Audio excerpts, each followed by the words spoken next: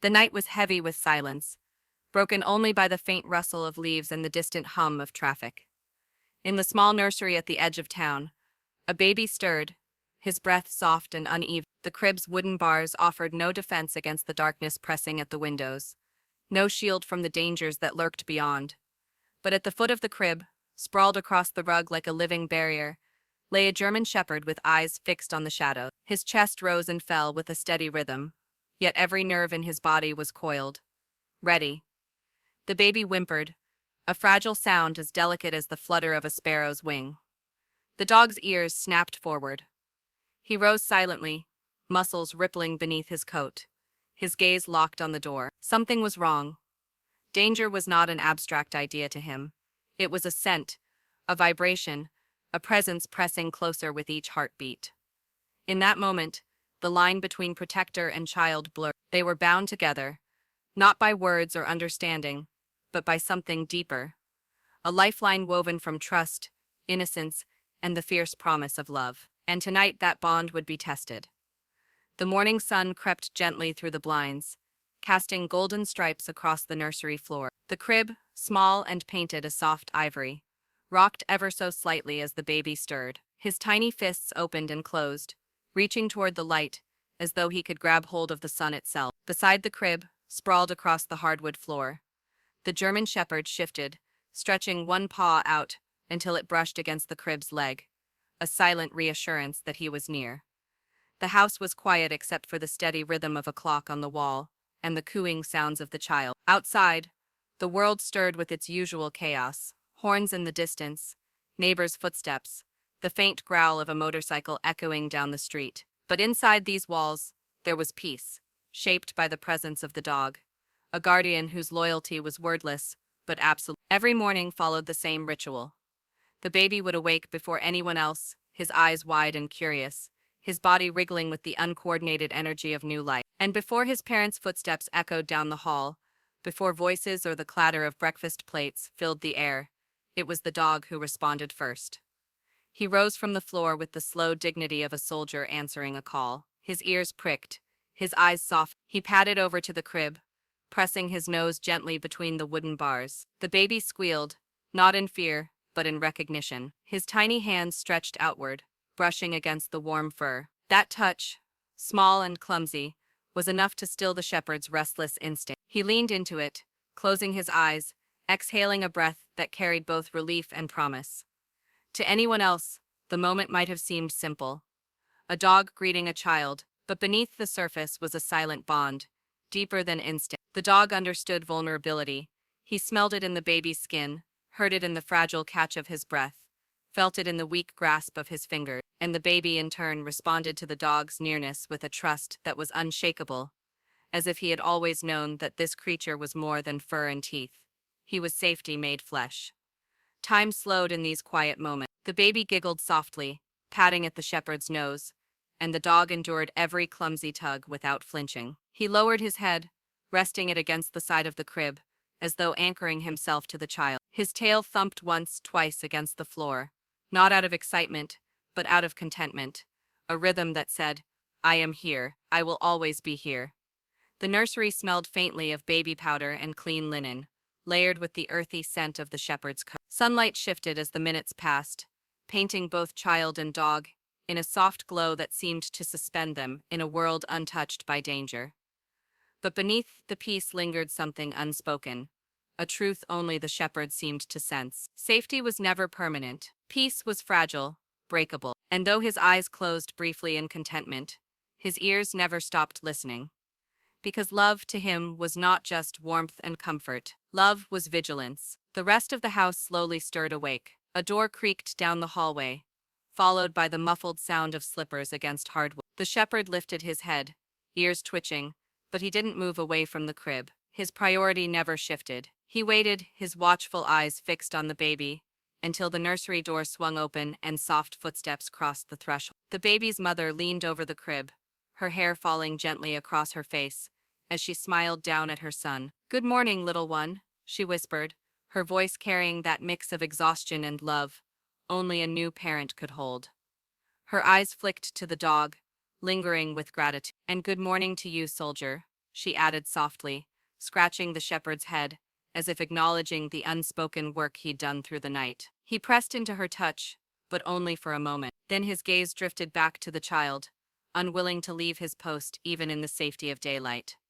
Breakfast smells soon filled the air, toasted bread, eggs sizzling, the faint sweetness of jam. The shepherd padded into the kitchen alongside the family, his paws silent, but his presence loud in its reassurance. As the baby was settled into a high chair, tiny legs kicking with excitement, the shepherd positioned himself on the floor near. He didn't beg for scraps, didn't whine for attention. He only watched, alert and calm, his eyes following every movement, his ears cataloging every sound. The baby reached out clumsily toward the edge of the table, knocking over a small spoon. It clattered to the floor, spinning before coming to rest at the shepherd's paw. Without hesitation, the dog nudged it gently with his nose, sliding it back toward the mother. She chuckled under her breath. "You're more help than most people," she murmured. It was in these small gestures that his devotion showed most clearly. He did not seek praise, though it came in whispers. He did not demand reward, though it was often offered. His reward was simpler, quieter, the steady heartbeat of the child he guarded. Later, when the baby was laid out on a blanket in the living room, surrounded by soft toys, the shepherd lowered himself to the floor beside him. His large frame seemed out of place among the pastel colors and stuffed animals, yet he belonged there more than any object. The baby cooed, grabbing at a stuffed bear, then abandoning it to crawl toward the dog. His tiny fingers dug into the shepherd's fur, tugging with surprising strength for such small hands. The shepherd didn't flinch. Instead, he lowered his massive head onto the blanket, allowing the child to explore. The baby's laughter rang out, high and unrestrained, filling the room with a joy that seemed to ease the weight in everyone's chest. The mother watched from the couch, her eyes soft. She knew the shepherd had been trained to protect, had come from a lineage of working dogs bred for loyalty and courage. But what she saw in these moments was more than instinct or training. It was something pure, older, as though the dog had found his purpose not in commands, but in this child who trusted him without question. The day passed in this rhythm of small rituals, play, meals, naps, all stitched together by the constant presence of the shepherd. And when dusk fell again, shadows stretching across the walls, the same cycle returned. The baby in his crib, soft breaths breaking the silence, and the shepherd stretched across the floor, his body forming an unspoken barrier between the child and the unknown world beyond the nursery door. For the baby there was no fear, only trust. For the dog there was no rest, only vigilance. And in that quiet, the bond between them deepened, becoming something that neither could live without. The rain began with a whisper. At first it was only a patter against the window, soft and rhythmic, like a lullaby meant to soothe. The baby stirred in his crib, half asleep, his thumb tucked loosely against his lips. The German shepherd lifted his head, ears twitching as he listened to the shift in the world outside. He had heard storms before, but something in the air tonight was different. The nursery was dimly lit by the soft glow of a nightlight shaped like a crescent moon. Shadows stretched long across the walls, bending and swaying with each flash of lightning that rippled silently in the distance. The shepherd rose to his feet and padded toward the window. His breath fogged the glass as he peered out into the black.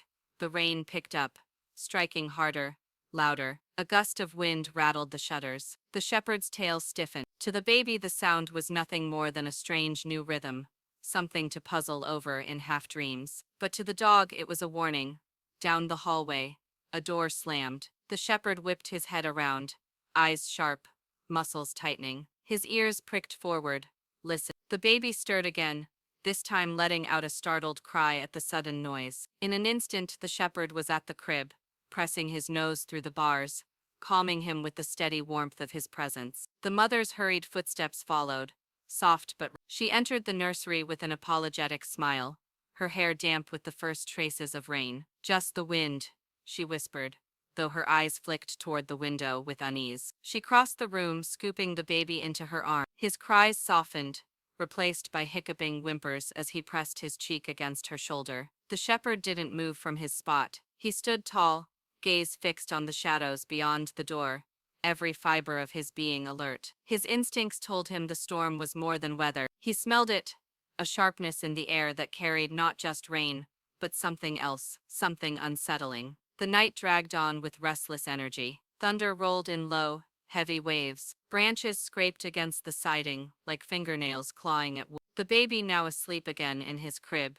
shifted fitfully, his breath uneven. The shepherd circled the room once before lying down, his head on his paws, but his eyes never closed. Then came the sound, faint but clear, a metallic clang as though something had been dropped outside. The shepherd's head shot up. He growled low, a sound meant to warn, not yet to threaten. His eyes darted to the window, then the door. The baby stirred, sensing the shift in the air. The shepherd rose silently, moving toward the window again. He pressed his nose to the glass, scanning the darkness. Another clang, louder this time. Not the wind, not the storm, something else, someone else. He barked once, sharp and commanding. The sound cut through the house like a blade, and the baby jolted awake, crying out in confusion. The mother rushed back into the room, fear etched across her face. She pulled the baby close, whispering reassurances that trembled at the edges. The shepherd stood at the door, body rigid,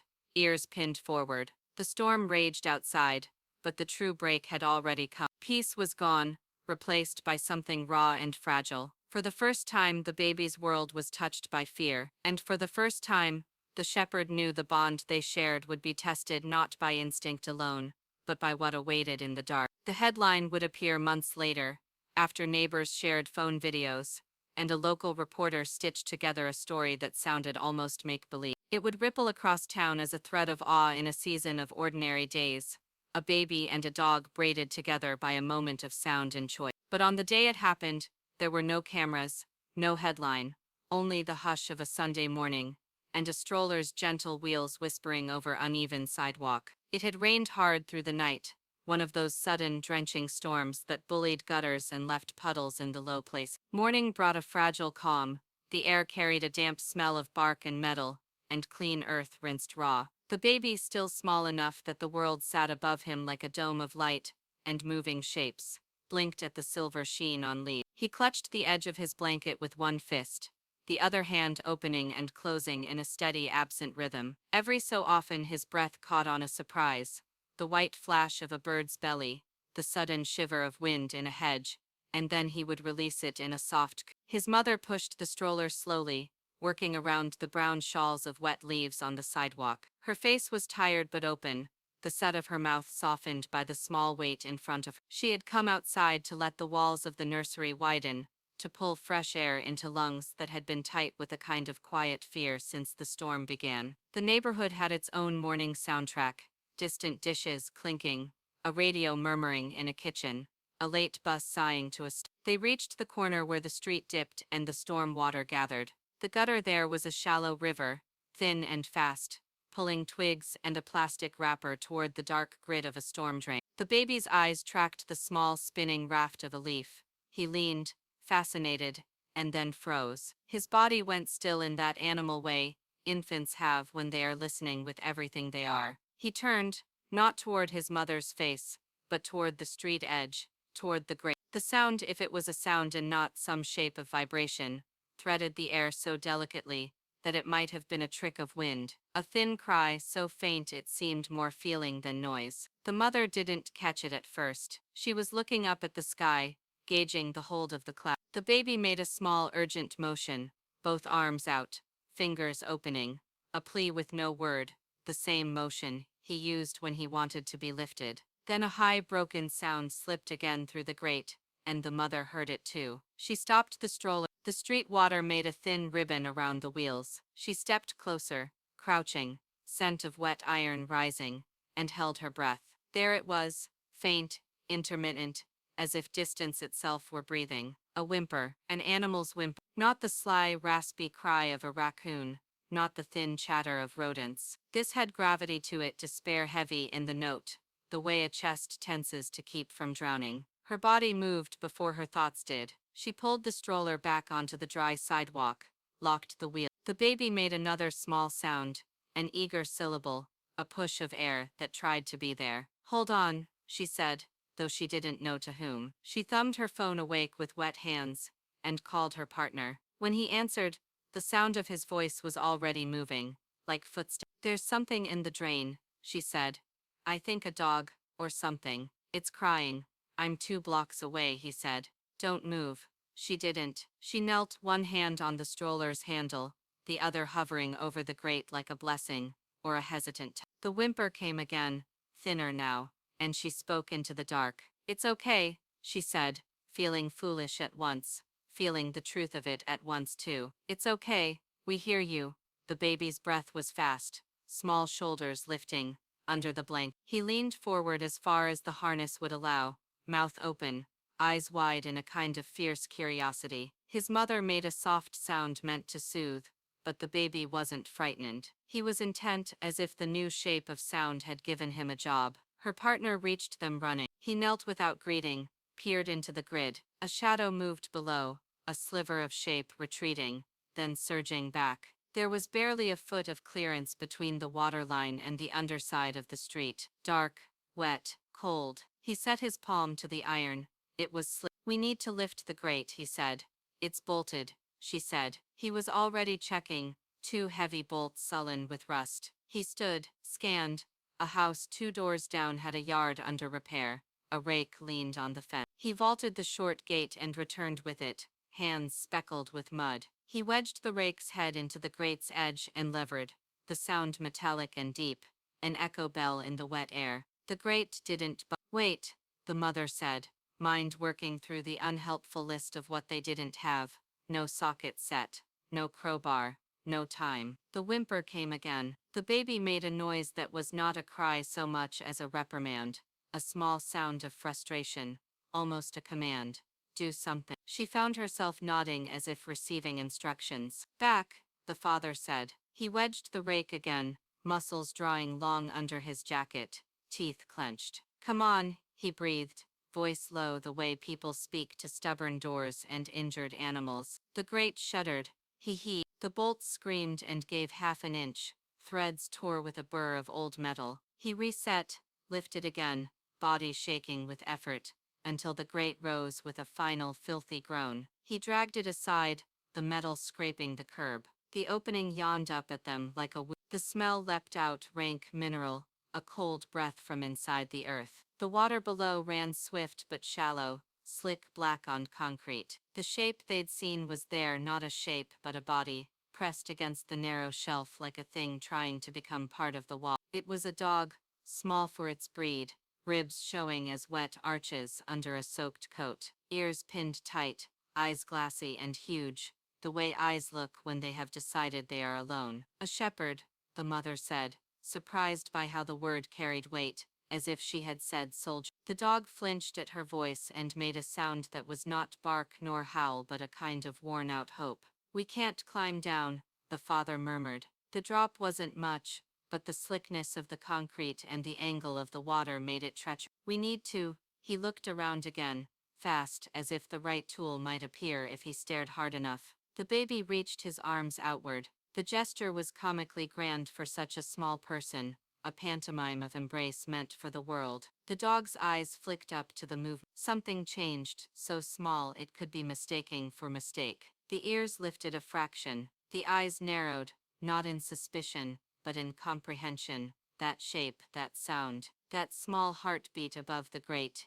Young. The dog made a sound so quiet it was almost only breath. The mother slid her scarf off her neck, stood, and tied it to the rake, knotting it tight. The fabric hung like a limp flag. It's not much, she said, but it's something. The father nodded. He lay flat on the sidewalk, chest to the curb, and lowered the scarf into the dog. The dog flattened further, terrified of the human arm reaching, but the baby, oh the baby, leaned harder over the stroller bar, and made a noise that was as old as the first cradle. A hummed vowel without shape, a lullaby from a mouth that had not yet learned words. The dog's ears pricked fully. The shepherd lifted her head, nostrils flaring. She shuffled sideways, paws slipping in the mossy wet. The father kept his voice low and steady. Good, good girl, it's okay. He did not try to touch. He made the space his voice, not his hand. The scarf swung in the air between them, and absurd lifeline of wool and hope.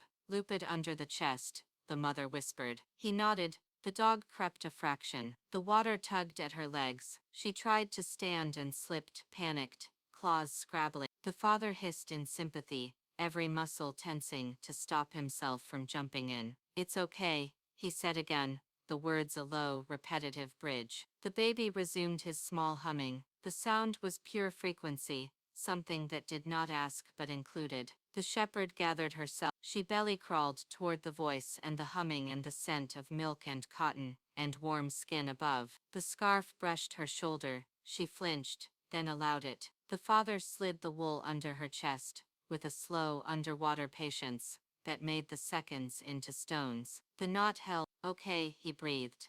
"Okay." He hauled, careful, steady. The dog yelped once, not from pain but from the shock of being unmoored. Her hind legs scrabbled. The mother reached in, palm down, offering the back of her hand. The dog pressed her face to it as if it were a shore. Together the two humans lifted, the muscles in their forearms singing with strain, and the shepherd rose along the wet face of the world until she broke the plane of the sidewalk and collapsed onto it, a trembling heap of bones and soaked fur. For a suspended heartbeat, no one moved. The water continued its small, unimportant work in the gutter. A bird tried out 3 notes from a wire. The baby exhaled in a soft laugh like relief, wearing a disguise. The mother stripped off her jacket and wrapped it around the dog, who flinched again, then burrowed into warmth with a desperate gratitude that looked like shame. "It's okay," the mother said. She was crying quietly, the way people cry when they aren't aware yet that they are crying. The father's hands shook as he righted the grate, muscles spent. He sat back, breath coming hard, then reached to touch the dog's ear, which was nicked at the tip, pink showing through fur like a small permanent dawn.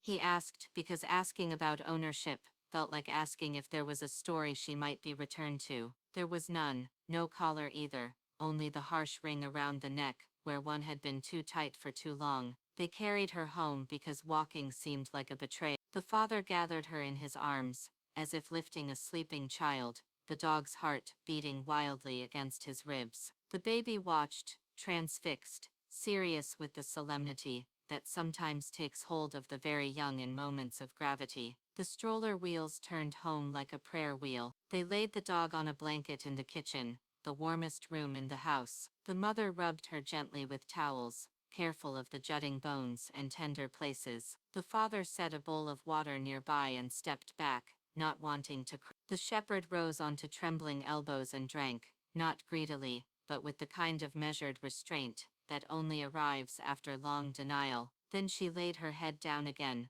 eyes moving between the two adults, and finally resting on the small figure in the high chair. The baby reached a hand toward her. The mother caught the hand gently, instinctive worry pricking her, but the dog had already read the room. She lifted her head a few inches, sniffed, and then closed her eyes as the baby's fingers found the soft fur at her brow. The dog let out a long breath that sounded like a door closing on a storm. The vet later would say what their eyes already knew. She was underweight, dehydrated, bruised in places with old stories. She had she had a healed fracture in one foreleg that spoke of a past survived without help. "She's a survivor," the vet said, voice's edge softened by 11. That night, while the dog slept by the radiator, the parents sat at the table with 2 mugs cooling on. "We can foster," he said carefully. They were not careless people. They kept lists and budgets and reasons. "We can find a good home." She nodded. She was that kind of person too. And yet her eyes drifted, drawn by gravity, to the outline of the dog on the kitchen floor, and the sound of soft baby breaths from the monitor. The storm outside had moved on. The gutters sang quiet and empty. At 2 in the morning, the baby woke with a thin cry. Before the parents could rise, a shape lifted in the kitchen, and moved, limping but intent, down the hall. The dog found the nursery door, and lay across the threshold like a hinge between 2 worlds. The baby's cry softened. The dog put her head down and listened with her entire body. There was, in that little room, a recalibration, not magic, not miracle, something quieter and more permanent, a promise laid without ceremony. Morning brought a name, not chosen so much as revealed. When the vet's tech had asked what to write on the intake form, the mother had said, "She looks like she's been on duty for a long time," and the tech had smiled. "Then call her that," she said. The mother had laughed, shook her head, and the word that rose was simple and old. "Scout," she said. It fit like a worn glove. The first week was a long exhale. Scout learned the corners of the house, the pattern of footsteps, the language of spoons and kettles, and the soft, half-humming songs in the nursery. She ate carefully, as if asking permission of the past. She learned that water could be a bowl and not a force. The baby learned her smell, a warm mineral note, under clean fur, and her weight in the air. He could tell when she entered a room, the way you can feel an open window before you see it. Neighbors stopped by with casseroles and questions, and someone's teenage daughter, practical and thrilled, started a fundraiser for vet bills and dog food. A teacher from the next block told them a dog matching Scout's rough description had been seen near the industrial lots weeks ago, digging at trash, keeping her distance. The story stitched itself together crookedly, the way true stories do. It didn't matter at the what mattered was the way Scout had now anchored herself to the baby's routines, as if she were tying knots in a rope that had saved her, then was saving her again. The headline would come later, when the neighbor with the doorbell cam showed the footage from that morning, the father levering the grate, the mother kneeling, the baby leaning with bright, impossible purpose. The caption would be breathless and a little sensational. People would argue, in the bottomless rooms of the internet, about whether the baby had really found the dog, about intention and agency and narrative. But everyone who stepped into that kitchen and stood for a moment in the doorway of the nursery would know that the headline missed the quiet truth. The baby had not learned to speak, but he had called. Scout had not learned to ask, but she had answered. Between them, a line had been pulled through stone and water and fear, and it had held. Back in the present, months after the sewer, and the scarf and the first, astonished night, rain again fretted at the window. The storm that had rattled the house the evening before had left its signature in broken twigs, and a smell of electricity that still clung to the hallway. The metallic clang that sent Scout rigid in Chapter 2 had not yet explained its, but there in the hush before the next event, the family lay within the architecture of what had been built on that Sunday morning. A baby whose body had learned the shape of safety, and a dog whose ears had learned the pitch of that baby's smallest breath. In the nursery, Scout lifted her head and listened to the sleeping room. She remembered in the way dogs remember through scent and rhythm and pressure, the cold iron smell of the grate, the wet weight of wool against her chest, the hum from a small throat above an opening in the earth. She had been pulled up and out. She had been met halfway. She had been given back to herself. In the crib, the baby stirred, a dream tugging him toward wakefulness. He turned his face toward the doorway, where Scout lay, as he had done every night since the kitchen floor, and the radiator, and the first careful breath. He didn't wake. He didn't need to. Scout put her head down again, a sentry at ease, and let the house breathe around them. Whatever would come, the break, the danger, the chase through water, the edge where breath and hope would meet, would come against this backdrop. Two beings tethered across a moment no one had planned, no one could have orchestrated, and yet felt inevitable now, in the way gravity is inevitable. The lifeline between them had been tested by flood and metal, and the long corridor of fear. It had held then, it would be tested again. It would hold again, or they would go with it together. For the first time since the storm, the mother's shoulders lowered when she passed the nursery. She glimpsed Scout's silhouette and the soft, walled darkness beyond. She touched the doorframe lightly with her fingers, a habitual, unthinking benediction. The house kept its quiet secrets. Rain licked once at the window, and still, and in a small bedroom at the edge of town, the baby and the dog slept with the same breath. The house smelled of broth and clean laundry, a comfort against the lingering damp outside. Scout lay curled on the blanket by the radiator, the steam heat wrapping her in a warmth she had not known for weeks, perhaps months. Her breathing was uneven at first, as though her body still believed it was trapped in that narrow, wet corridor. But slowly, as the night wore on, the tremors in her chest eased. He shifted in his crib, small fists clenched, brow furrowed in dreams that would never be remembered. His mother stood in the doorway, watching him with tired eyes. She almost reached to lift him, but stopped herself. Instead, she looked down the hall, where Scout's silhouette stretched across the kitchen floor. The bond between them had already begun to weave itself. The baby had called, Scout had answered, and now something permanent had been stitched in place. It wasn't spoken, wasn't logical, But it was real. The father returned from the vet with a small bag of medicines, antibiotics, ointment for the cracked pads of her paws, a supplement to restore strength. "She'll be fine," he said, relief hidden behind his practical tone. "She just needs care, food, time." Food she accepted eagerly. Care she tolerated warily. Time she allowed in measured doses, as if still testing whether this place would truly hold. But the baby required no proof. He leaned toward her whenever she was near, his tiny body vibrating with trust. When she lay close enough, his fingers reached to tangle in her fur, and she allowed it without flinching. Days passed, stitched together by small acts of repair. Bowls filled and emptied, blankets warmed by fire and by fur. Scout grew stronger, her steps surer, her eyes clearer, and yet always, her ears remained tuned to the slightest sound, her body taut with vigilance. Safety, she seemed to know, was not permanent. The baby began to sleep more soundly with Scout near. Not at the crib's edge yet, not always in the same room, but close enough that his dreams softened into something easier. Sometimes in the quiet hours before dawn, his small hand would stretch out in sleep, as if searching for her, and though she never moved, Scout's breathing would shift, matching his rhythm as if tethered by invisible thread.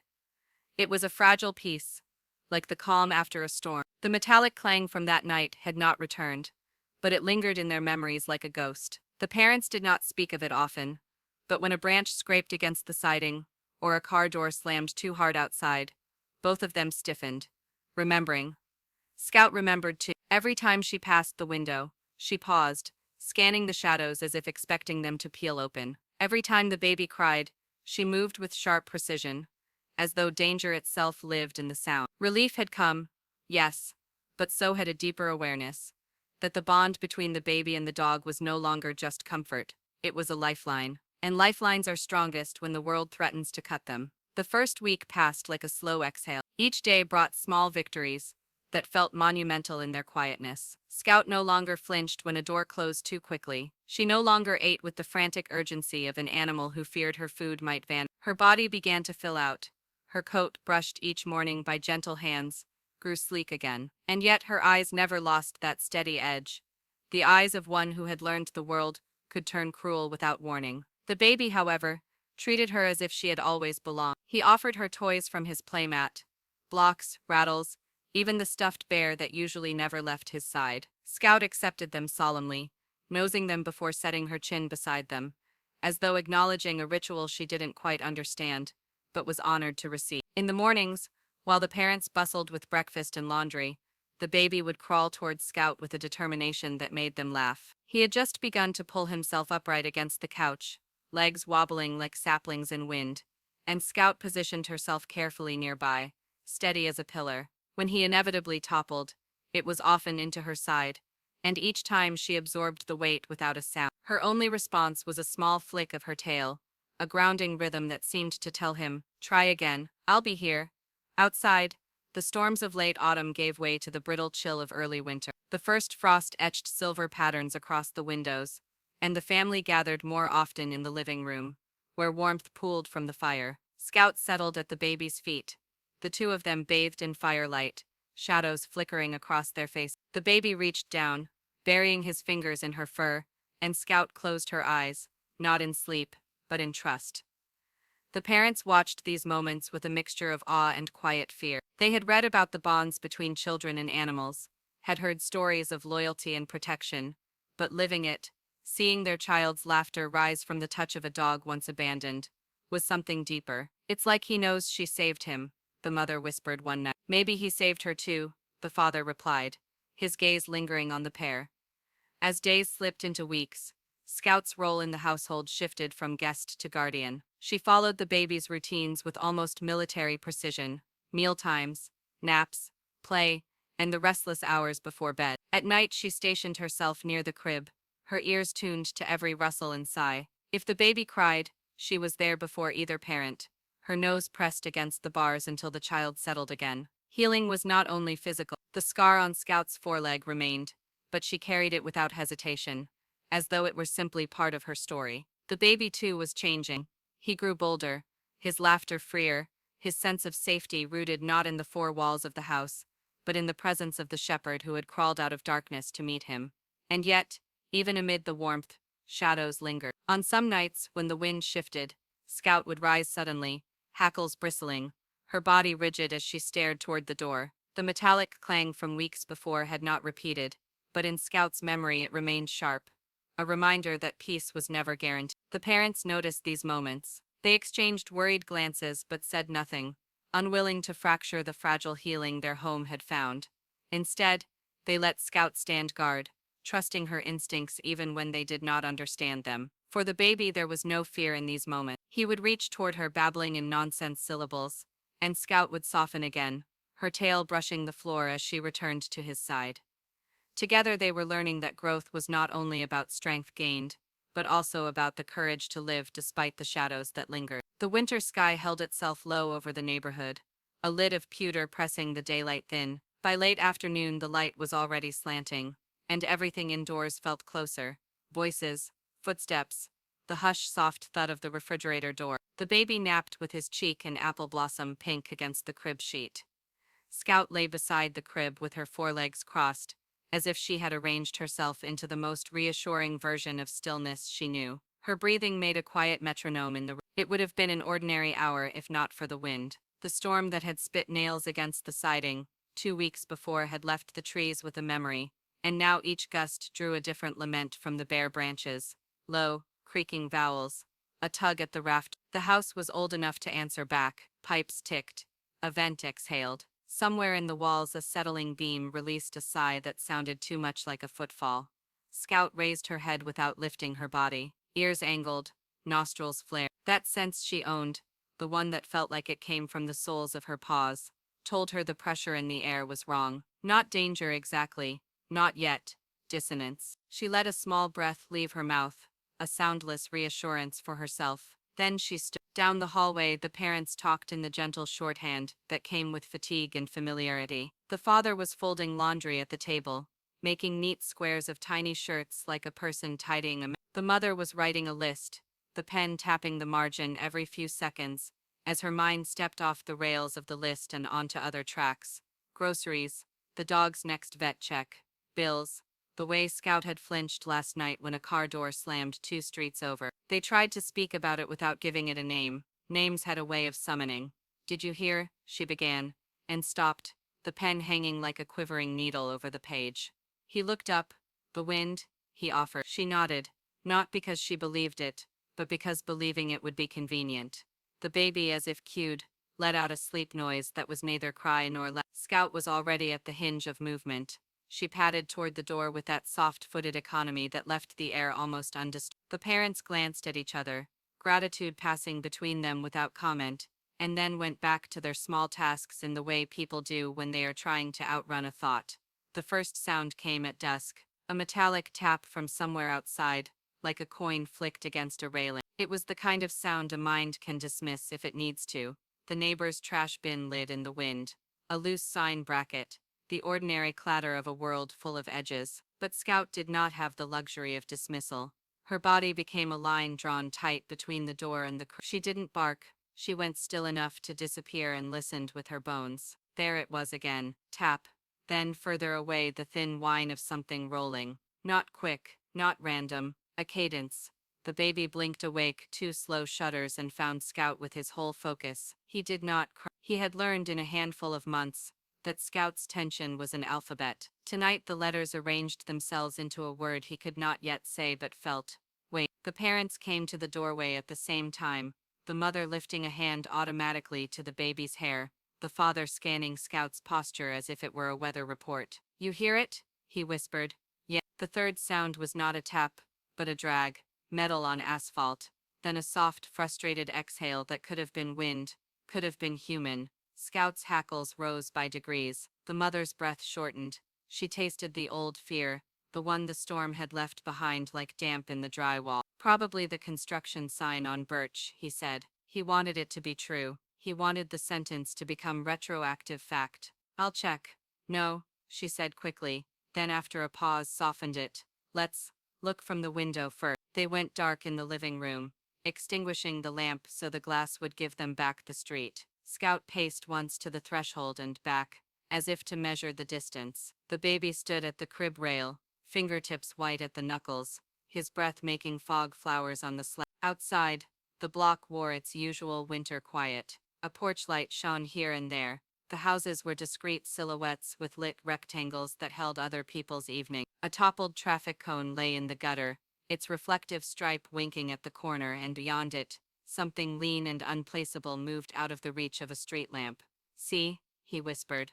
"Probably nothing." She was about to nod, give herself back her breath, when the lean something resolved into a man, not a neighbor, not anyone they knew by walk or coat or way of moving. He walked with a careful, loose-hipped economy, the way someone does when they are mapping thresholds. He paused at the property line across the street, then kept walking. He wasn't carrying anything. That was almost worse. The mother's hand found the father's sleeve and closed.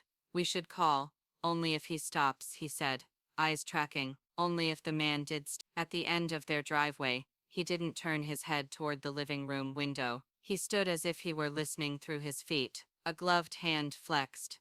The metallic sound came again.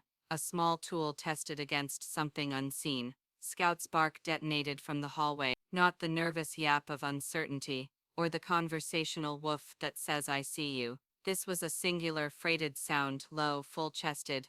A strip of thunder pulled into a room. The baby startled and then stabilized on the rails, his eyes flicking between Scout and the doorway like a student following a teacher's finger across a page. The man's head snapped up. For a heartbeat he froze, as if cataloging variables. Then he moved quick, not running, not strolling. A practiced retreat to the street. A pause, and then he was gone, into the stitched-together dark between houses. Silence moved back in awkwardly, like a guest who had left and then remembered something. The father's jaw worked.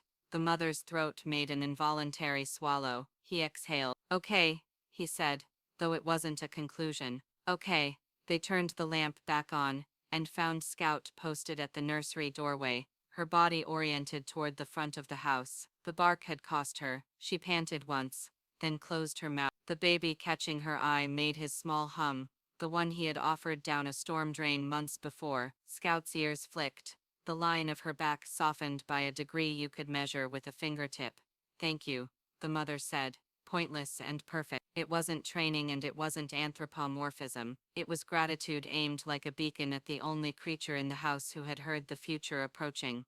They called non-emergency. A patrol car slid through 15 minutes later, tires whispering on the way. Two officers shone flashlights along the hedges and over the gate latches, wrote something on a pad, asked if there were cameras. There were not. The officers' faces were professional but kind, their words balanced between reassurance and reality. "Could be nothing," one said. "Could be someone checking for unlocked cars. Keep the porch light on. Call if you see him again." The advice sounded like a blanket too small for a bed. After the car left, the house's sounds returned to their normal scale. The kettle clicked. The furnace kicked on. A neighbor's laugh, bright, misfit, skipped across from the next block, and then was absorbed. The father reset locks that were already set. The mother checked the windows twice, then a third time, hating herself a little for the third and doing it anyway. Scout resumed her station beside the crib, but sleep did not come for her. She lay with her chin on her paws, eyes open, the orb of the nightlight reflected in the baby, who had been holding himself upright beyond his fatigue by sheer attention to Scout, sagged at last to a sit, and then a lie. He kept one hand against the mattress edge, as if it were a piece of her. His breathing lengthened. In the thin hours he woke screaming. It started as a dream cry, those soft, flawed pleas that stutter out of sleep, but it found volume quickly, climbed until it scraped. The mother was already moving, the old choreography waking her legs before her mind. The father hit the doorframe with his shoulder and bit back a curve. Scout rose in a single motion from belly to stand,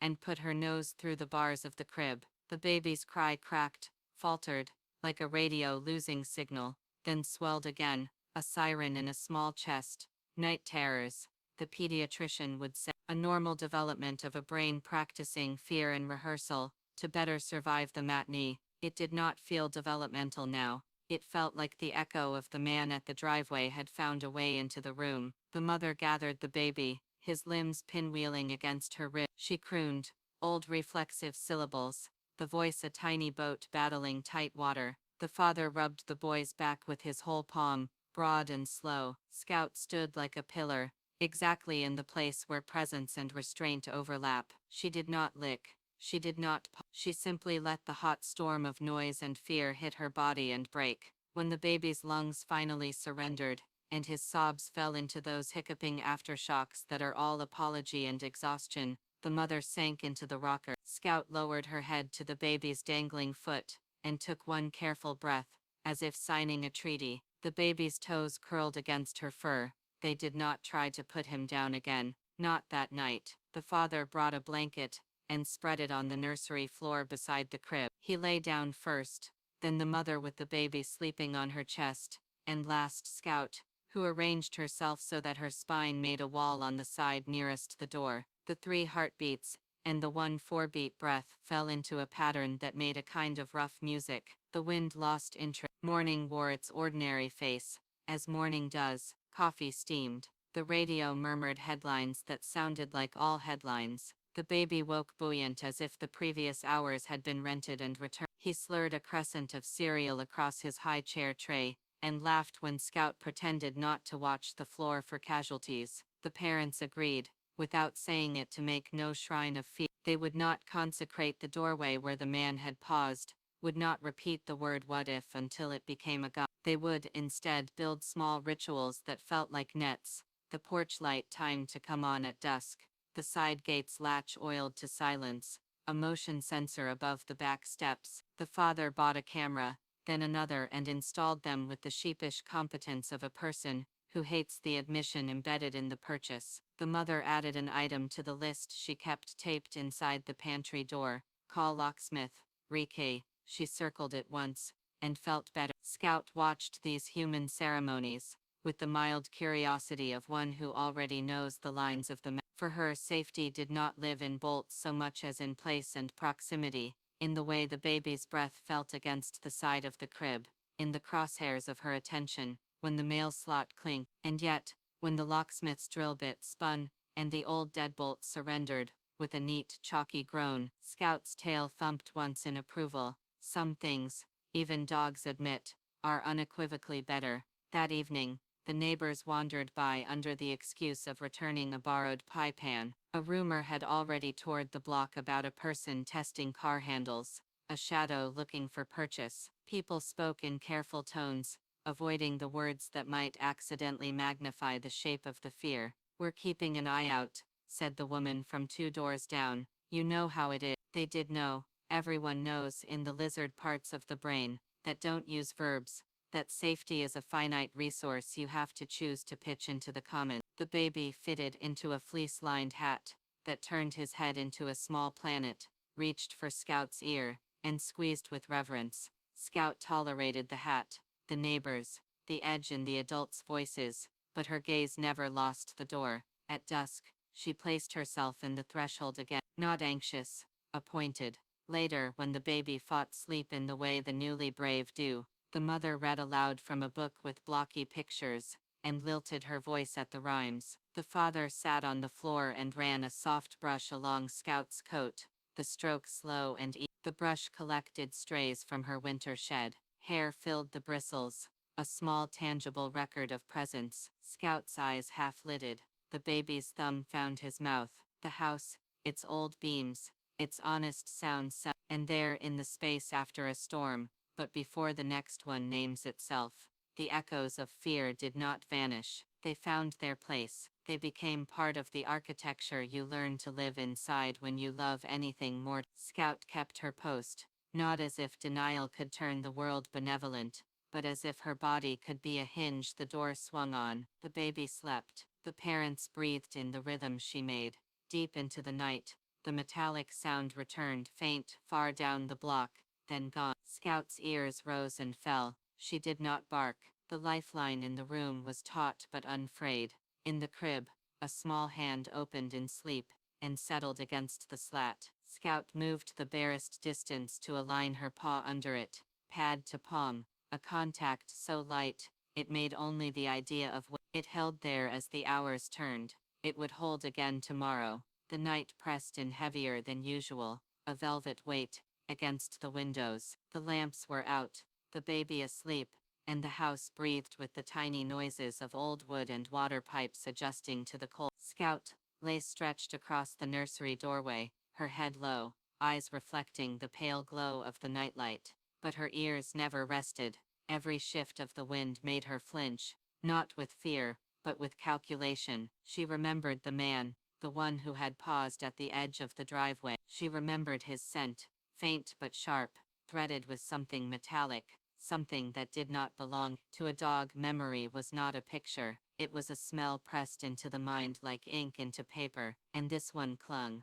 Down the hall, the parents whispered in bed. They thought they were quiet, but Scout could hear the edges of worry in their voices. They spoke of locks and cameras, of neighbors' warnings, of a patrol car that had slowed but not stayed. The words circled the same truth. Peace was thin, fragile as the frost on the window. The baby stirred, making a small sound that broke the air like glass. Scout rose at once, padded to the crib, and rested her nose against the slats. The child's hand emerged, half asleep, brushing her fur. It was enough. His breath steadied again. Then it came, a sound low and deliberate, too heavy for the wind, too close to be dismissed. A scrape along the siding, like fingernails against wood. Scout froze, every muscle taut, her body a live wire of instinct. She turned toward the sound, her growl silent but present in the vibration of her chest. The scrape came again. She barked once, twice, sharp detonations that shattered the quiet. The baby jolted awake, crying, his fear riding the air like static. The parents rushed in, hearts pounding, but Scout did not look at them. She was fixed on the window, where a shadow slipped, indistinct, retreating. The father moved to the glass, pulling the curtain aside with shaking hands. Nothing, just branches, just night. But Scout knew better. Her tail stood rigid, her breath sharp. She pressed closer to the crib, her body between the baby and the dark. She did not waver, not until the house stilled again, not until the silence stretched long enough to be believable. The baby's cries softened, soothed by his mother's arms, by Scout's nearness, by the steady rhythm of safety reasserting itself. Yet something had shifted. Shadows had teeth now, and Scout, once a survivor, was now more. She was sentinel. The darkness would come again. She could feel it, and when it did, she would be ready. Morning returned like a careful apology. After a night that had felt too crowded with shadows, the sun arrived in soft increments, first as a thinning of the gray at the edges of curtains, then as a milky wash on the nursery rug, and finally, as a clean spill of light that made everything declare itself. Crib, rocking chair, a pile of blocks waiting to be toppled and rebuilt. The baby woke with a chirp, a sound shaped like optimism. Scout was already up, positioned between the crib and the door, her ears doing their gentle semaphore up, then relaxed, then up again, as if testing the room for a weather only. She could feel. The mother scooped the baby from the crib, pressed her nose into the warm crease of his neck. He smelled like sleep, and the faintest echo of yesterday's soap. "Good morning, Captain," she murmured. She had been calling him that lately without noticing, the way nicknames slip into a house and begin living there. The father leaned on the doorframe, eyes still marked by the short night, and offered up a half salute to Scout. "You're on early shift," he said. Scout blinked, then padded after them, nails ticking softly on wood. The coffee machine's bird purr filled the kitchen. The radio was low, a local voice walking steadily through weather, and a school fundraiser, and the cautious suggestion of flurries by nightfall. The father strapped the baby into the high chair, handed him a slice of banana that immediately split into two moon shapes under small teeth. Scout took her post just far enough away to be dignified, close enough to intervene if a gravity experiment sent breakfast floorward. When it inevitably did, she waited for the nod before collecting her payment in kind. She did not beg. She accepted. Life started to feel like a series of unremarkable victories. The locksmith had come. The new keys turned like clean ideas in their lock. The cameras now watched the perimeter with their small unblinking eyes, and a neighbor had texted, say she'd seen someone iffy 2 streets over, but the squad car had rolled through and lingered longer than usual. The parents let this small scaffolding of measures hold them up. They refused to build a shrine to fear. they built routines instead. Scout understood the assignment without needing to learn the word for it. She was routine, pressed into the shape of an animal. With daylight, the house opened. The mother bundled the baby into his stroller, tucked a hat over his head, until only a crescent of cheek and two bright eyes showed, and clipped a leash to Scout's collar. The first time the collar had come near her, Scout had flattened, remembering the hard ring of too tight and too long. Now she floated into it. The click was a sound she associated with purpose. The three of them were a small procession, wheel, step down the sidewalk that held the last confession of last night's. At the corner, a crossing guard in a yellow vest raised his hand in benediction and waved them through. "Morning, Scout," he said, because the dog had a way of making people speak her name as if they were joining an existing conversation. The baby offered him a solemn look, then a grin that could not be contained by his face, and had to spill over into a kick of both legs. Scout's tail answered on behalf of the group. They went to the park because parks are letters of recommendation for daylight, full of other lives, other noises. The ordinary congress of strollers and dogs and high schoolers blowing into their hands and pretending not to be cold. Scout scanned it all in quick, accurate passes, tagging sounds and shapes with labels only she knew. Jogger, disregard. Skateboard, loud but benign. Small dog in sweater, watch, forgive. Squirrel, draw a straight line of interest, then release. She settled near the bench, where the mother parked the stroller, placed her body lengthwise along its windward side to block the breeze from the baby's legs. The baby patted her flank with both hands, as if she were a drum, and he was practicing rhythm. Scout accepted the work, which was love masquerading as percussion. A man approached with a sheaf of flyers, and the plastic smile of someone desiring to be harmless. "Neighborhood watch meeting," he announced to the air, offering a page with bullet points. The mother took one, scanned it. Scout stood, but didn't close distance. A polite no thank you with her posture. The man's eyes flicked to Scout, to the camera on a nearby bungalow, to the stroller. He nodded, performed a small pivot of retreat, and moved on. It was nothing, it was everything. To the small diagnostic tests by which a city decides what it will and will not tolerate. Another dog, a blocky, muscular one with a head like a cinder, came sideways, fast with excitement and stiff with the unpracticed manners of a teenager. The owner's leash hand was casual, phone in the other. Scout arranged herself between the stroller and the incoming enthusiasm, without drama. Neck long, weight forward but not loaded. Her body wrote a paragraph that said, "Slow curve. We are fragile here." The other dog read enough of it to veer. The owner looked up, saw what he had almost not been part of, and mouthed an apology.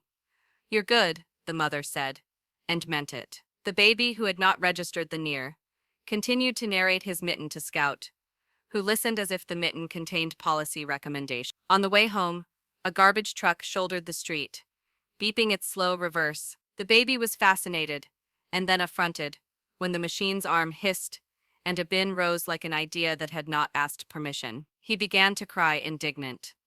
A small protest. Scout turned, not panicked, not even urgent. She touched her nose to his shoe, and then his calf, and then the flat of her head, to the stroller frame, letting the vibration through her skull declare that the world had a rhythm, and she could keep time with it. The baby's cries became syllables, then a laugh, because the truck's driver saw the trio, and raised his hand and made the air horn speak one short sentence of friendliness. The baby clapped. Scout did not flinch. Afternoons settled into a dependable slope.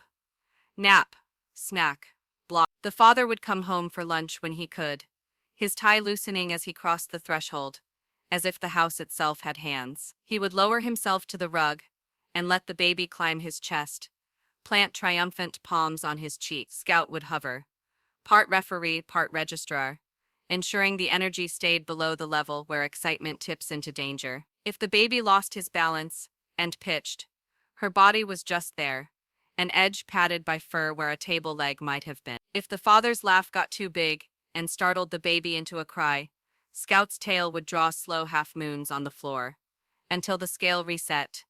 Nothing dramatic, lots of things prevented.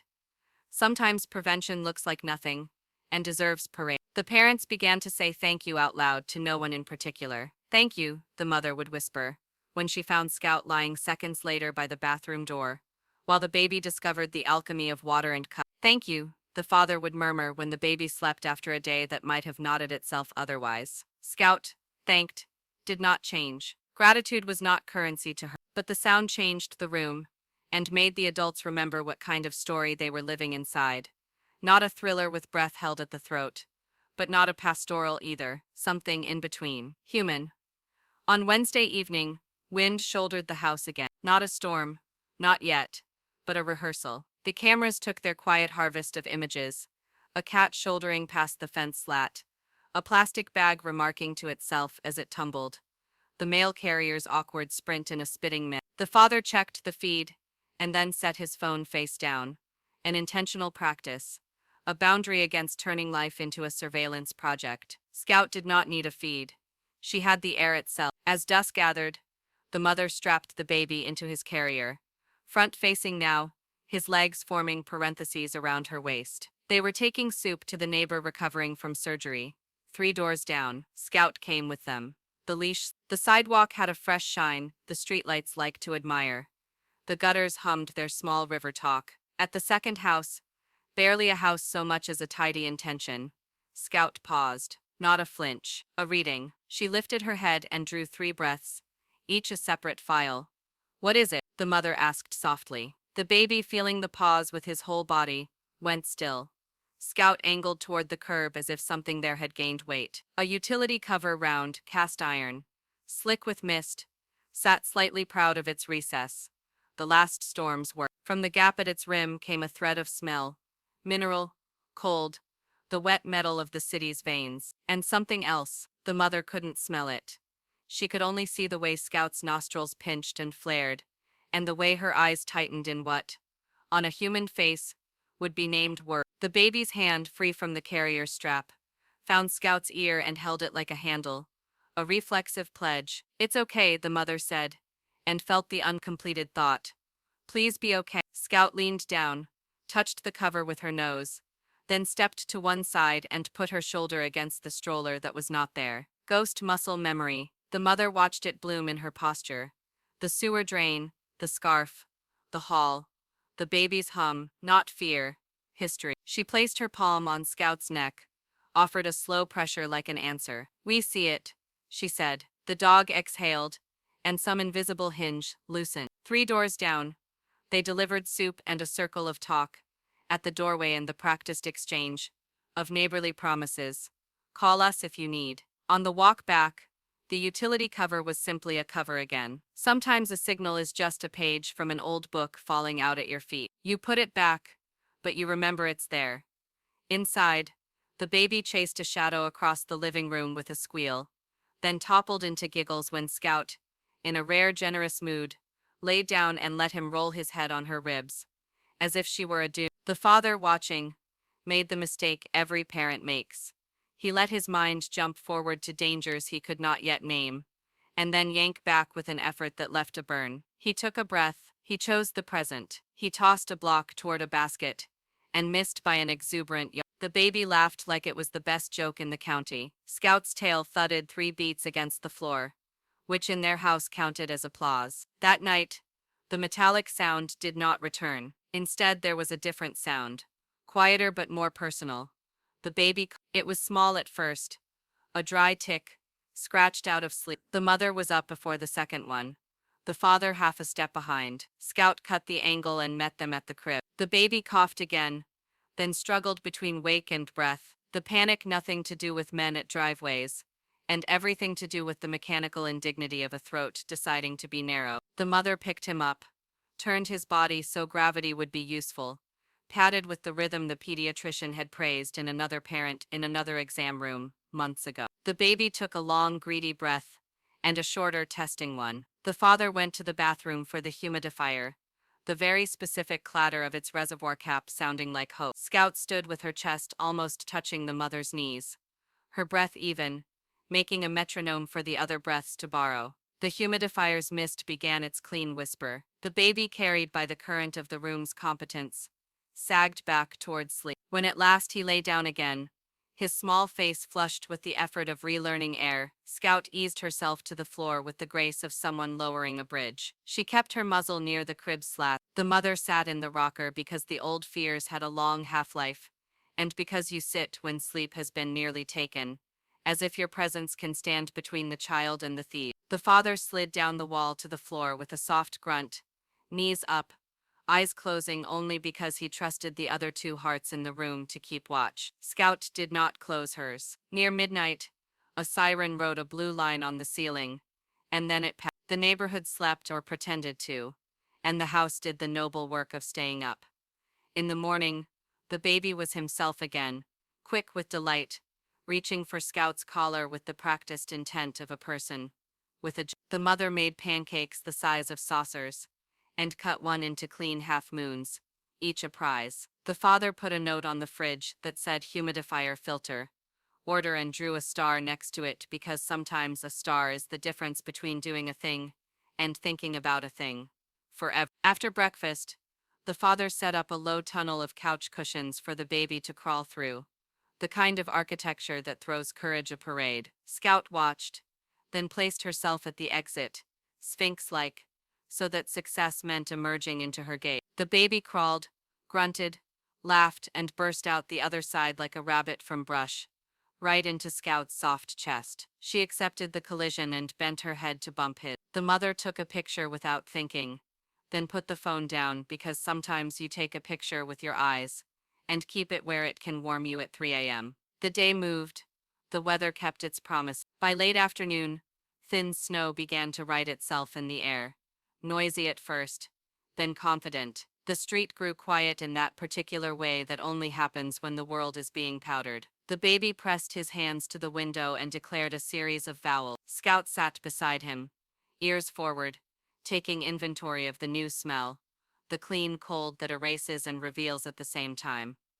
Night gathered early, bearing none of the menace of the others, just the expected hush of winter. The parents did their circuit without naming it. Check the back door, the side gate, the camera light. Scout did her own crib, hall, front room. When they met in the nursery doorway, there was no need to confirm anything. The map aligned. They read the same book 3 times because repetition is an infant's sacrament. The baby's eyelids sank like drawn curtains. The father turned the page as if it might break. The mother kissed the soft hairline where thought would someday live. Scout curled herself into the familiar crescent that fit the doorway and kept the room tethered to the rest of the house. Outside, the snow rode over the footprints of the day. Inside, the watch continued, not anxious, not casual, devoted. If danger wanted to practice its vowels in the dark, the room already had a language, the hum of mist, the small snore that sometimes visited the baby for a single minute, the measured exhale of a dog who had learned to live in an in-between and had chosen, irrevocably, to be somebody's wall. The watchful guardian did not count minutes. She counted breaths. And tonight, as on the night before and the one before that, they were enough. The snow that had come so quietly the night before didn't last. By morning it had turned to slush, thick gray rivers dragging grit down the gutters, swallowing the clean patterns. The baby had pressed against the glass with his hands. The world outside looked muddied, heavy. Inside, the house tried to hold its rhythm, but Scout sensed something breaking in the air. It wasn't the metallic scrape this time. It wasn't even the soft prowl of footsteps outside the fence. This storm wasn't pressing from the dark beyond the windows. It was inside. The baby had woken restless. His usual morning babble carried a sharper edge, as though each vowel were a protest. His small fists closed and opened, not in play but in frustration, and his face flushed red with the heat. The parents didn't dismiss. The thermometer's beep confirmed what their hands already knew. Fever. The mother rocked him against her chest, humming a lullaby that carried both comfort and fear. The father moved quickly, gathering blankets, filling the humidifier, whispering calls to the pediatrician's office. But even as they worked with steady hands, the air in the house thickened. Fear wears a different skin when it comes from the body of your child. Scout circled, uneasy. She pressed her nose to the baby's feet, his hands, his damp hairline. She smelled the heat, the sourness that didn't belong. Her ears pinned, not from outside threat, but from confusion. Danger wasn't a man at the driveway this time. It was something invisible, coiled inside the baby's small lungs, stealing air with each breath. The baby coughed, sharp and ragged. His body jolted, tiny chest working too hard. The sound punched through Scout like a command. She let out a low, distressed whine, a sound the parents had never heard from her. "It's okay," the mother whispered, more to herself than to Scout. "It's okay, we've got him." But the baby's breath came shallow, uneven, and Scout stepped closer, planting herself against the rocker, her body anchoring both child and mother. Her head pressed against the baby's leg, as though her steadiness could transfer, as though she could hold the rhythm for him until he found it again. The father wrapped a blanket around his shoulders, moving with urgent precision. "We're going," he said, his voice clipped, his eyes refusing to show panic. "Hospital. Now." Scout followed, as they rushed down the hall, out into the cold, into the waiting dark of the car. She leapt into the back without invitation, positioning herself beside the baby's car seat. The baby whimpered, breath thin, but when his eyes met Scout's, the panic softened by a thread. Her nose brushed his foot, steady, steady, steady, and his chest fought to mirror that rhythm. The drive blurred into sirens, not from outside, but from inside their own hearts. The storm wasn't rain, wasn't snow. It was fear, unrelenting, invisible, and intimate. And through it, Scout sat unmoving, her gaze fixed on the child who had once pulled her out of darkness. Now, it was her turn to anchor him through the storm within. The hospital's sliding doors opened like a held breath finally released. Fluorescent light met the family's rush, flattening their faces into a palette of anxiety and urgency. The mother carried the baby tight against her, his small body too hot, too fat. The father held the diaper bag and the insurance cards in one hand, as if paperwork could persuade air back into lungs. Scout paced at their heels until the threshold broke her momentum, an invisible line of scent and rule. She stopped, ears pitched forward, the leash slack but her will taut. Inside, a nurse at triage looked up and saw everything at once. The sheen on the baby's skin, the pull at his ribs, with each breath, the way his head tipped back as if the ceiling would be kinder than gravity. "Here," she said, standing.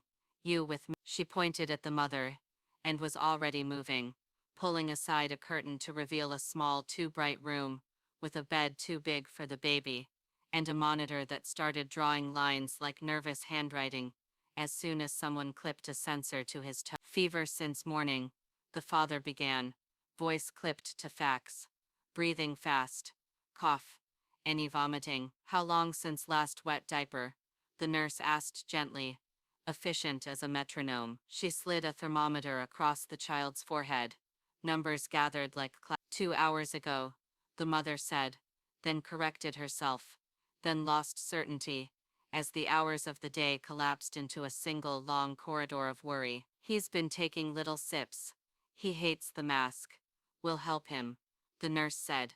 "You're here. That's what matters." The father looked back toward the entrance. Through the glass, Scout stood like a statue carved from attention. Her eyes had found the baby and had not moved since. The father knelt, pressed his palm to her head. He couldn't bring her past the no animals service only sign. He knew, but leaving felt like tearing Velcro from skin. "Stay," he said softly, even though Scout had never once needed to be told to stay where the baby was. He pointed to a bench within sight of the doors. Here. She followed the gesture with her eyes, read the command in the shape of his body, and moved to the bench with a heaviness that looked like argument. She lay down in a curve that faced the sliding doors. Her tail did not move. Her ears did not. The father ran back through the doors into the brightness. Inside the curtained room, things compressed. The baby's chest sawed. The nurse placed a tiny mask over his face, and a hiss of medication fogged the plastic. He turned his head, recoiling from the unfamiliar shape, and the mask slipped. The mother tightened her hold, tried to coax. "It's just air. Love, it's just help." A respiratory therapist arrived, calm, middle-aged, hands that spoke competence before her mouth did. I know, she murmured to the baby, to the mother, to the room itself. She switched masks, smaller, softer edges, a sticker on the front, as if a cartoon could make oxygen a friend. Let him cry if he needs to. Crying opens the lungs. She watched the number, the oxygen saturation, 2 digits that had become a tyrant, edge down, then up, then down again like a tide that didn't know which moon to listen to. The baby coughed and something thick shifted, where sound lives. His face changed, panic like a flare, and the room folded around that change. The monitor beeped a tempo that pulled every adult heart onto its track. The therapist's voice dropped all softness. Turn him, she said, and the mother pivoted the baby forward over her forearm, his belly on her wrist, his face angled toward the back blows. The therapist said, and the mother's hand, this hand that buttered toast and tucked hair behind ears, and fixed tiny socks right side out, became a life-saving instrument. She struck clean, 5 times between the shoulder blades, as taught and practiced, and never imagined in devotional seriousness. A wad of mucus, infinitesimal and enormous, came free. The baby heaved, wailed, inhaled a breath that had the shape of the world inside it. The monitor pitched upward. The nurse exhaled so quietly she might have been a vent. The therapist nodded once, then twice, then fitted the mask again in the wake of that narrow saving, the medication riding the moment when the airway decided to be a colleague instead of an enemy. Outside, Scout stood. Something in the room, its pressure, its sound, the chemical tang of albuterol molecules that even glass couldn't fully edit, had reached her. She didn't bark. It wasn't a bark moment. She moved her paws a single inch closer to the sliding seam, and lowered her head, aligning her eyes with the lowest line of glass, so she could see the mother's shoulder, the father's profile, the rise and fall that the baby's body made against cloth. A security guard moved toward her with apology already in his stance. Can't have dogs inside, he said. Kind practiced. She's the father started, appearing at the threshold like a man surfacing from a long dive. His voice broke in 2 places, and then found itself. She's waiting. We'll keep her out here. Is there? He didn't know how to ask for the impossible. To fold Scout into the room where breath decisions were happening. The guard nodded, and adjusted the line with a boot toe, so the threshold felt less like a wall. She can stay there, he said, as long as she stays there. He looked at Scout with the same half-respect you give machinery that can outthink you. You're all right, he said to her, as if casting a spell. The pediatrician on call arrived, a woman with a neat braid, and a habit of crouching to make her eyes level with whoever was cradled in arms. Bronchiolitis, she said after a quick exam, not unkindly, naming it like a weather pattern you can prepare for, but not ban. Lots of this going around. He's working hard, but you got here in time. We'll support him until he turns the corner. How long? The father asked, as if time were a thing to requisition. Tonight, at least, she said.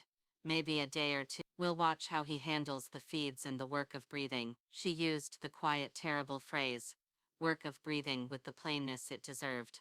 The baby's eyes had gone glassy with exhaustion. The mask hissed its small, steady storm across his face. Every few minutes he coughed and winced as if betrayed by his own chest. The mother kissed the damp edge of his hair. The father hovered between chair and wall, and the necessity to pay. The nurse brought a warmed blanket for the baby and a paper cup of water for the mother, and a steadiness for the room that felt like furniture. At the edge of all this, the narrowness returned. The monitor did not far, not like the cliff of before, but enough to bring the therapist forward again, and press the parent's breath into the tops of their lungs, where it couldn't help anyone. Suction, the therapist said, and the machine muttered awake, a gentle predator. The mother the baby cried, a raw, offended sound that meant anger and fear and life. The SAT numbers climbed again, each digit a rung back onto a The pediatrician, satisfied with the stubbornness of those numbers, signed orders. Admission to the pediatric floor, oxygen by nasal cannula, if needed, IV fluids if feeds failed. You're doing well, she told the baby, and then looked at the parent. You're doing well, she said again, because adults rarely get told. A volunteer brought a small knitted cap, one of the charity hats grandmothers make with hands that remember newborn skulls. The mother took it, laughed that breathless laugh that comes when kindness ambushes you, and fitted the cap in place. The baby, outraged by this indignity, made a face so decided that pulled a small helpless chuckle from the father's chest. He covered his eyes, embarrassed by the relief of it. A transport attendant, in navy scrubs, arrived with a rolling crib and a serene smile. We're going upstairs, she said, as if announcing a trip to a calmer version of the same planet. She looked toward the doors, where Scout was a statue of waiting. Your dog, she began. She'll stay, the mother said, and then felt the ache of those words unspool inside her. I'll bring you down to see her once you're settled, the attendant offered, as if the hospital itself understood lifelines and could be flexible about what it allowed to thread its halls. They moved. The elevator's walls were mirrored and showed them themselves multiplied. A child attached to air by a length of plastic, a woman with a jaw set against tears, a man whose hands wanted a job they didn't have. The baby dozed against the weaning hiss of the mask, his face loose and open in the way only the very young can return to safety once they've left it. The father read the floor numbers change and learned a new fact, that seconds can feel both flimsy and glacial at once. On the pediatric floor, someone had hung paper cutouts of stars and moons across the ceiling, earnest antidotes to illness. The room they were given had a window containing a square of winter sky, a chair that made a bed if you pestered it correctly, and a sink that sang a higher note than it should. The nurse up there, different face, same ballast, checked lines, labels. When he's ready, she said, we'll try a sip of water. We go slow. We let his body tell us. Can we? The mother began, and then did the unusual thing, asked for exactly what she needed. Can I see her? Just for a minute? The nurse smiled, like someone recognizing a password. We'll make it happen, she said. And within 10 minutes, a volunteer had traded places on the monitor watch, and the mother was riding an elevator back down, empty-armed and full-hearted, to a bench outside the sliding doors. Scout stood before the doors open. She stepped forward, then sat immediately, remembering her agreement with the line. The mother knelt on the hospital's cold tile and buried her face in Scout's neck. The dog leaned, her whole body a counterforce against falling. For a moment, the mother let herself be a person who didn't have to hold anyone upright. She cried into fur that forgave her. He's okay, she whispered through those tears, as if telling Scout could make it more true. He's okay, narrow, but okay. Scout made a sound low in her chest, a note that in another animal might be a purr, but in a shepherd is a confirmation. She licked a single line up the mother's cheek, precise, then stilled again, reading the woman's breath like the security guard looked away, because intimacy deserves privacy, even on tile. Back upstairs, the baby woke with the singular seriousness of a person reconsidering the terms of his body. He had the cannula now, tiny prongs like pale commas under his nose. The mask was parked and ready. He frowned at nothing, then at the father, skeptical. The father offered a finger. The baby took it, the smallest handshake of treaty. The numbers on the monitor held, pairing off a digit, and then holding as if remembering how to be loyal. Night in hospitals is a special kind of breath. The lights never fully concede. Machines gossip and shush themselves in cycles. Footsteps pass like weather in the hall. The mother returned, Scout's scent in the sleeve of her coat, anchoring her. The three of them made a triangle of proximity around the crib. When the baby drifted shallow, the father hummed the stupid song about pancakes that always, inexplicably worked. When he coughed, the mother tipped him, patted, murmured, and the therapist materialized from nowhere like a helpful ghost, to guide and then slipped away. At 2 a.m., the numbers dipped again. Not dramatic, not a plunge, but a wobble you feel in your teeth. The narrow path appeared. The mother's body prepared to become a tool again, but the baby, wiser by an hour, coughed, cried angry and very much alive, and then found the breath himself. The monitor climbed. The therapist's hands stayed at her sides. Good, she said quietly. He's learning. Downstairs, Scout slept without sleep. She dozed in 4-minute segments, waking each time the doors sighed open, lifting her head to inventory scents, disinfectant, coffee, human salt, a wool hat's old. A young resident stepped out into the cold at 3 for the shortest of breaks, and found himself shivering beside a dog that looked at him as if he were a houseplant. He offered his palm, and Scout accepted a single breath of acquaintance, and no more. The resident exhaled a laugh at himself and went back inside braver than he'd been. By dawn, the edge had rounded. The baby's temperature shaved itself down to ordinary. The cannula could be dialed back a whisper. He took a thumb width of water without coughing. Then a sec. The pediatrician returned with tired hair and kind eyes, and said the most generous sentence a parent can hear in such rooms. He's turning the corner. She didn't promise beyond that, because she was a professional and humble before the body's mysterious timelines, but the shape of the day changed with those words. The mother went down once more to the bench. Scout rose before the doors opened. The greeting this time was not a collapse but a ceremony. "Come see," the mother said, and the guard, taking a measured risk in a life that had taught him to take few, held the door a second longer than necessary, so Scout could smell the lobby, read the air, and know that the tether still held. The narrow escape would not exist later, as a headline. It would not be the story the neighbors told, but the family would feel its outline inside them when they lifted spoons and buckled straps and lay down in their own beds again. They would stand in the kitchen and look at the humidifier like a friend. The father would reorder filters before they ran out. The mother would say yes to sleep when she could. And Scout, who had once learned the world's hard alphabet under a grate, had now learned a new letter, the one that stands for the moment a small body chooses air again.